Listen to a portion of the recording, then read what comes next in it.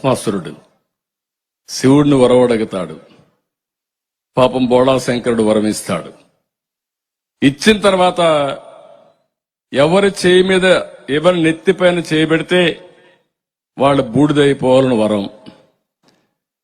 మీరందరూ ఇక్కడ ఆంధ్రప్రదేశ్లో ఉంటే 5 కోట్ల మంది కూడా శంకరుడు మారిగా బోళా శంకరుడు మారిగా మీరందరూ కూడా వరం ఇచ్చేశారు, ఓటు ఇచ్చేశారు, ఓటు వేసేశారు.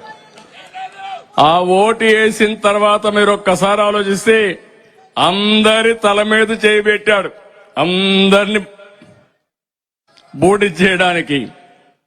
అప్పుడైతే ఆ భస్మాసురుడు శివుడైతే పారిపోయి దేవుడే పారిపోయాడు. మహావిష్ణువు దగ్గర మొరపెట్టుకున్నాడు, నన్ను తప్పు అయిపోయింది, దుర్మార్గుడికి వరమిచ్చా కాబట్టి కాపాడనంటే ఆయన మళ్లీ చూస్తే మీరు మహిషాసుర మోహిని అవతారం ఎత్తి డాన్స్ చేసి వీడిని మెప్పించి వాడి చెయ్యి వాడిని తినిపెట్టుకునే పరిస్థితి తీసుకొచ్చి బూడిద చేసే పరిస్థితికి వచ్చారు. అంటే భగవంతుడికే తప్పలేదు ఈ కష్టాలు. నేను అందుకే చెప్తున్నా, విష్ణుమూర్తి వచ్చి చేసే వరకు ఈశ్వరుడు కూడా దిక్కు లేకుండా పోయింది.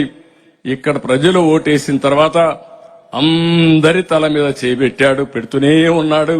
ఇంకా బతికున్నాం, అక్కడ బూడిదైపోయారు కానీ ఇంకా జీవోత్సవాలుగా బ్రతికున్నాం.